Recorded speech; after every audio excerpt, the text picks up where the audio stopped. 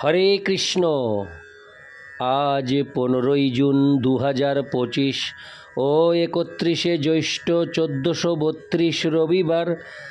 আজ আমি ভাগবতম পাঠ করছি। আমি পাঠ করছি ভাগবতমের চতুর্থ স্কন্ধ প্রথম ভাগ, ত্রয়োদশ অধ্যায়, ধ্রুব মহারাজের বংশধরদের বর্ণনার শ্লোক 22 থেকে 32। নারায়ণ হে নারায়ণ, ভবভয়হরণম নারায়ণ।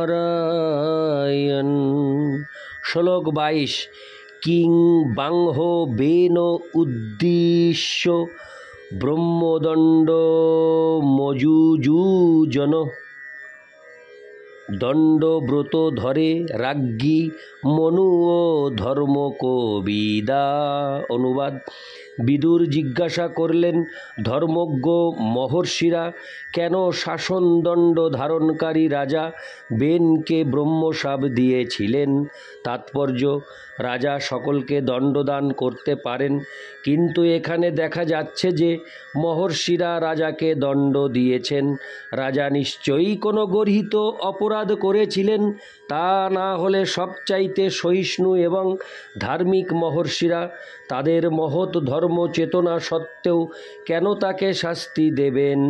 এখানে এও বোঝানো যায় যে রাজা ব্রাহ্মণ্য সংস্কৃতি থেকে স্বতন্ত্র ছিলেন না। রাজার উপরে ছিল ব্রাহ্মণদের নিয়ন্ত্রণ এবং প্রয়োজন হলে ব্রাহ্মণেরা রাজাকে সিংহাসনচ্যুত করতে পারতেন অথবা বধ করতে পারতেন। তারা কোনো অস্ত্র দিয়ে বধ করতেন না, মন্ত্র বা ব্রহ্মশাপের দ্বারা বধ করতেন। ব্রাহ্মণেরা এত শক্তিশালী ছিলেন যে তারা যদি কাউকে অভিশাপ দিতেন তাহলে সঙ্গে সঙ্গে তার মৃত্যু হতো। ইতি শ্লোক 22। শ্লোক 23। নাবদ্ধেয় প্রজাপাল প্রজাভীরঘবানপি যদৌষৌ লোকপালানাং বিভর্তযশতেজসা। অনুবাদ: প্রজাদের কর্তব্য হচ্ছে রাজা যদি কখনো অত্যন্ত পাপপূর্ণ আচরণ করেও থাকেন তবুও তাকে অপমান না করা, কারণ তিনি তার তেজের দ্বারা অন্য সমস্ত শাসকদের থেকে অধিক প্রভাবশালী। তাৎপর্য: বৈদিক সংস্কৃতিতে রাজা হচ্ছেন ভগবানের প্রতিনিধি, তাকে বলা হয় নরনারায়ণ, যা ইঙ্গিত করে যে পরম পুরুষ ভগবান নারায়ণ মানব সমাজে রাজা রূপে আবির্ভূত হয়েছেন। তাই কোনো রাজা পাপাচারী মনে হলেও ব্রাহ্মণ এবং ক্ষত্রিয় রাজাদের কখনো অপমান না করাই প্রজাদের শিষ্টাচার। কিন্তু বেনের ক্ষেত্রে আমরা দেখতে পাচ্ছি যে তিনি নরদেবতাদের দ্বারা অভিশপ্ত হয়েছিলেন, অতএব বোঝা যায় যে তিনি অত্যন্ত গর্হিত পাপকর্ম করেছিলেন। ইতি শ্লোক 23। শ্লোক 24। এতদাখ্যাহি মে ব্রহ্মণ সুনিথাত্তযচেষ্টিতম শ্রদ্ধধানায় ভক্তায় তং পরাবরবিত্তম। অনুবাদ: বিদুর মৈত্রেয়কে অনুরোধ করলেন, হে ব্রাহ্মণ, আপনি অতীত এবং ভবিষ্যৎ উভয় কালের সমস্ত বিষয়ের সম্বন্ধে খুব ভালোভাবে অবগত আছেন। তাই বেন রাজার সমস্ত কার্যকলাপ সম্বন্ধে আমি আপনার কাছে শুনতে চাই। আমি আপনার শ্রদ্ধাবান ভক্ত, তাই দয়া করে আপনি তা বর্ণনা করুন। তাৎপর্য: বিদুর মৈত্রেয়কে তার গুরুদেব রূপে গ্রহণ করেছিলেন। শিষ্য সর্বদা তার গুরুর কাছে প্রশ্ন করেন এবং শ্রী গুরুদেব সেই সমস্ত প্রশ্নের উত্তর দেন। যদি শিষ্য অত্যন্ত স্নিগ্ধ এবং শ্রদ্ধাবান হয়, শ্রীল বিশ্বনাথ চক্রবর্তী ঠাকুর বলেছেন যে শ্রী গুরুদেবের কৃপার ফলে শিষ্য ভগবানের কৃপা আশীর্বাদ লাভ করেন। শিষ্য যদি অত্যন্ত বিনীত এবং শ্রদ্ধাশীল না হয় তাহলে শ্রী গুরুদেব তার কাছে দিব্য জ্ঞান প্রকাশ করতে আগ্রহী হন না। ভগবদ গীতায় দিব্যজ্ঞান লাভ করার পন্থা বর্ণনা করে বলা হয়েছে যে শ্রী গুরুদেবের কাছে প্রণিপাত, পরিপ্রশ্ন এবং সেবার দ্বারা এই জ্ঞান লাভ করতে হয়। ইতি শ্লোক 24, শ্লোক 25। মৈত্রেয় উবাচ অঙ্গহস্যমেধং রাজর্ষিরাজোহার মহাক্রুতুম নাজগ্নুর্দেবতাস্তস্মিন্নাহুতা ব্রহ্মবাদিভিঃ। অনুবাদ: শ্রী মৈত্রেয় উত্তর দিলেন, হে বিদুর, এক সময় মহান রাজা অঙ্গ অশ্বমেধ নামক এক মহাযজ্ঞ অনুষ্ঠানের আয়োজন করেছিলেন। সেখানে উপস্থিত সমস্ত অভিজ্ঞ ব্রাহ্মণেরা জানতেন কিভাবে দেবতাদের আহ্বান করতে হয়, কিন্তু তাদের চেষ্টা সত্ত্বেও কোনো দেবতা সেই যজ্ঞে অংশগ্রহণ করতে আসেননি। তাৎপর্য: বৈদিক যজ্ঞ কোনো সাধারণ অনুষ্ঠান নয়।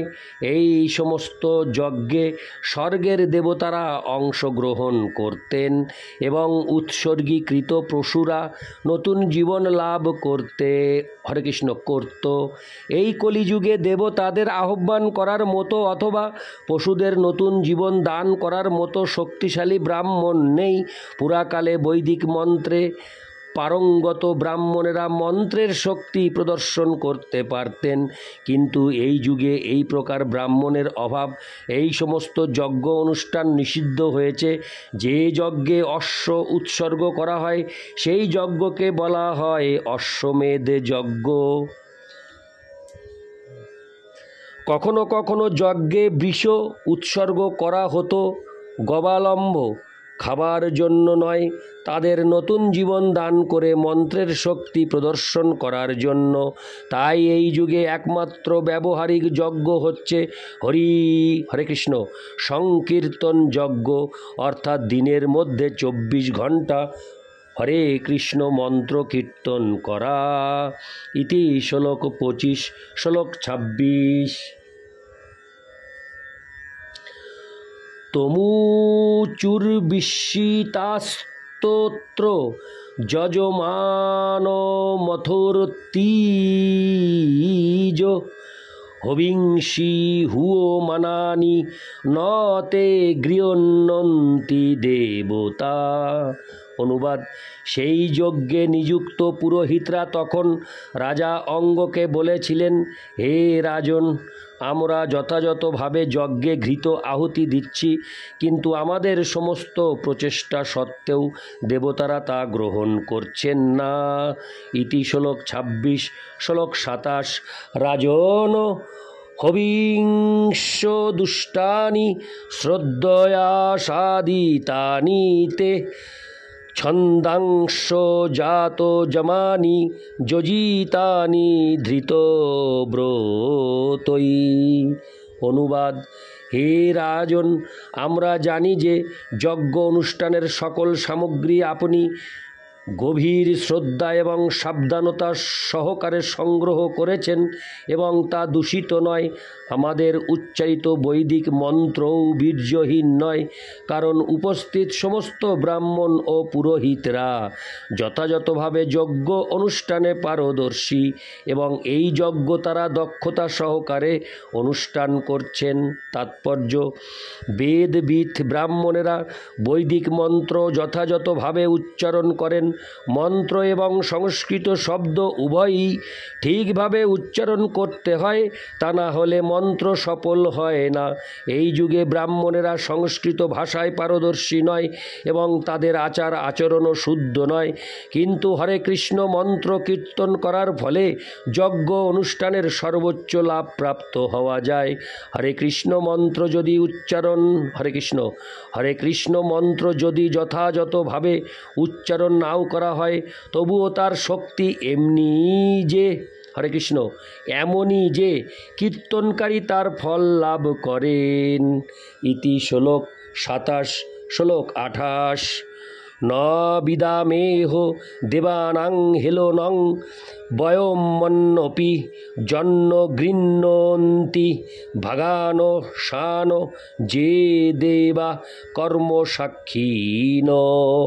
অনুবাদ: হে রাজন, দেবতারা যে কোনো অপমানিত অথবা উপেক্ষিত বলে হরে কৃষ্ণ, হে রাজন, দেবতারা যে কেন অপমানিত অথবা উপেক্ষিত বলে অনুভব করবেন তার কোনো কারণও আমরা খুঁজে পাচ্ছি না। কিন্তু তা সত্ত্বেও যজ্ঞের সাক্ষী দেবতারা তাদের যজ্ঞভাগ গ্রহণ করছেন না। কেননা এই রকম হচ্ছে তা আমরা বুঝতে পারছি না। তাৎপর্য: এখানে ইঙ্গিত করা হয়েছে যে পুরোহিতরা যদি কোনো প্রকার অবহেলা করেন তাহলে দেবতারা তাদের যজ্ঞভাগ গ্রহণ করেন না। তেমনি ভগবদ ভক্তিতে সেবাপরাধ হরে কৃষ্ণ সেবাপরাধ নামক অপরাধ রয়েছে। মন্দিরে যারা শ্রী শ্রী রাধাকৃষ্ণের বিগ্রহের পূজা করেন তাদের এই প্রকার সেবাপরাধ না করার ব্যাপারে খুব সাবধান থাকতে হয়। সেবাপরাধ ভক্তিরসামৃত সিন্ধু গ্রন্থে বর্ণিত হয়েছে। আমরা যদি শ্রী বিগ্রহের সেবা করার অভিনয় করি কিন্তু সেবাপরাধ সম্বন্ধে সাবধান না হই তাহলে এই প্রকার অভক্তের কাছ থেকে শ্রী শ্রী রাধাকৃষ্ণের বিগ্রহ কোনো নিবেদন গ্রহণ করেন না। তাই মন্দিরে ভগবানের পূজায় যুক্ত ভক্তদের কখনো কোনো রকম মন গড়া পন্থা তৈরি না করে নিষ্ঠা সহকারে পবিত্রতার বিধি নিষেধগুলি পালন করা উচিত এবং তা হলেই তাদের নৈবেদ্য ভগবান গ্রহণ করবেন। ইতি শ্লোক 28। শ্লোক 29। মৈত্রেয় উবাচ অঙ্গদ্বিজবচ শ্রুত্বা যজমান সুদূরমনা তৎপ্রষ্টুং ব্যাসৃজোদ্দাচং সদস্যাংস্তদনুজ্ঞয়া। অনুবাদ: সেই প্রশ্নের উত্তরে মৈত্রেয় বললেন যে পুরোহিতদের সেই কথা শুনে রাজা অঙ্গ অত্যন্ত বিষণ্ণ হয়েছিলেন। তখন তিনি পুরোহিতদের কাছ থেকে কিছু বলার অনুমতি নিয়ে সেই যজ্ঞস্থলে উপস্থিত সমস্ত পুরোহিতদের জিজ্ঞাসা করেছিলেন। ইতি শ্লোক 29। শ্লোক 30।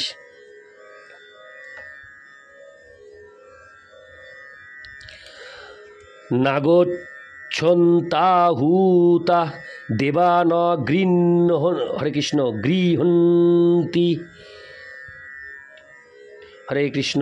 শ্লোক 30 আমি পুনরায় পাঠ করছি। নাগচ্ছন্তাহুতা দেবান গৃহন্তি গ্রহাণীহ সদসম্পতয় ব্রত হরে কৃষ্ণ ব্রূত কিম বদ্ধং ময়া কৃতম। অনুবাদ: পুরোহিতদের সম্বোধন করে রাজা অঙ্গ বললেন, হে পুরোহিতগণ, দয়া করে আমাকে বলুন আমি কি অপরাধ করেছি? দেবতারা আমন্ত্রিত হওয়া সত্ত্বেও তারা এই যজ্ঞে আসছেন না এবং তাদের যজ্ঞভাগ গ্রহণ করছেন না। ইতি শ্লোক 30। শ্লোক 31। সদসম্পতয় উচুঃ নরদেবেহ ভবতো নাঘং তাবন্ননাক স্থিতম অস্তেকং প্রাক্তনো মঘং যদি হে দৃক তম প্রজ। অনুবাদ: প্রধান পুরোহিতগণ বললেন, হে রাজন, এই জীবনে আপনার কোনো পাপ নেই, এমনকি আপনার মনেও কোনো পাপ নেই, কিন্তু পূর্ব জীবনে আপনি পাপ করেছেন, যার ফলে অত্যন্ত ধার্মিক হওয়া সত্ত্বেও আপনার কোনো পুত্র সন্তান নেই। তাৎপর্য: বিবাহ করার উদ্দেশ্য হচ্ছে পুত্র সন্তান লাভ করা, কারণ পিতা তথা পূর্বপুরুষদের নারকীয় বদ্ধ জীবন থেকে উদ্ধার করার জন্য পুত্র সন্তানের প্রয়োজন হয়। চাণক্য পণ্ডিত তাই বলেছেন, পুত্রহীনং গৃহং শূন্যম। পুত্রহীন দাম্পত্য জীবন অত্যন্ত জঘন্য।